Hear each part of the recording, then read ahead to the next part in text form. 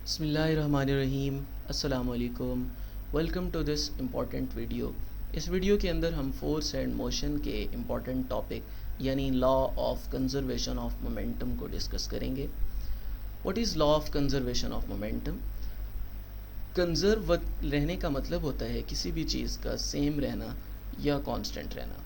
So this is a law which means कि जो किसी भी बॉडी का मोमेंटम होगा वो हमेशा कंजर्व रहेगा, विच मीन्स वो हमेशा कांस्टेंट रहेगा। लेकिन इस लॉ की एक कंडीशन है, और वो कंडीशन ये है कि वो सिस्टम आइसोलेटेड सिस्टम होना चाहिए। आइसोलेटेड सिस्टम एक ऐसे सिस्टम को कहते हैं जिसके अंदर बॉडी के ऊपर कोई फोर्स नहीं लग रही होती, यानी बाहर से कोई फोर्स नहीं लग रही होती, एक्सटर्नल फोर्स ज़ीरो होगी। फॉर एग्ज़ाम्पल, बहुत सारे मॉलिक्यूल्स, अगर हम एक गैस के मॉलिक्यूल्स को एक वेसल के अंदर कंसिडर कर लें तो ये मॉलिक्यूल्स आपस में तो एक दूसरे पर फोर्स अप्लाई कर रहे होंगे, रैंडम मूव कर रहे होंगे, लेकिन ये इन पर बाहर से कोई फोर्स नहीं लगेगी, तो हम इनको आइसोलेटेड सिस्टम कह सकते हैं। इसकी एग्जांपल हम लेते हैं सिस्टम ऑफ स्फीयर्स के हिसाब से।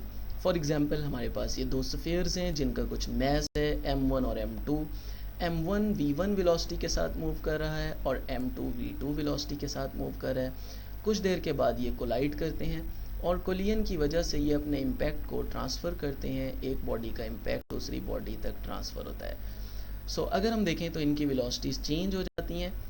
फर्स्ट बॉडी की वेलोसिटी v1 डैश कह सकते हैं और सेकंड बॉडी की वेलोसिटी v2 डैश कह सकते हैं। सो इसी तरह अगर हम फर्स्ट बॉडी का फाइनल मोमेंटम देखें तो वो m1 v1 डैश कह सकते हैं, और सेकंड बॉडी का अगर हम फाइनल मोमेंटम फाइंड करें तो वो m2 v2 डैश कह सकते हैं।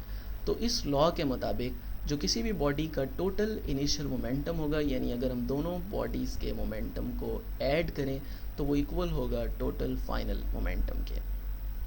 इसी तरह का कोई भी question MCQ point of view से एग्जाम में पूछा जा सकता है। Let's suppose have a look on this. These are two bodies 2 kg and 3 kg। एक को हम m1 कह सकते हैं, एक को हम m2 कह सकते हैं।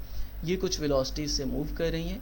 इनकी इनिशियल वेलोसिटीज़ को हम v1 और v2 कह सकते हैं, और ये कोलाइड करती हैं, और कोलिजन के बाद एक बॉडी यानी बिगर मैस वाली बॉडी की वेलोसिटी दी हुई है और स्मॉलर बॉल की वेलोसिटी हमें फाइंड करने का कहा गया। तो हम इस लॉ के मुताबिक v1 यानी स्मॉलर बॉल की जो वेलोसिटी है वो फाइंड कर सकते हैं। So we have find the solution here as well. Thank you so much. Hope so ये वीडियो आपको पसंद आई होगी। सो वी रिक्वेस्ट यू कि आप इस चैनल को सब्सक्राइब कर लें और इस वीडियो को ज़्यादा लोगों तक शेयर कर दें। Thank you.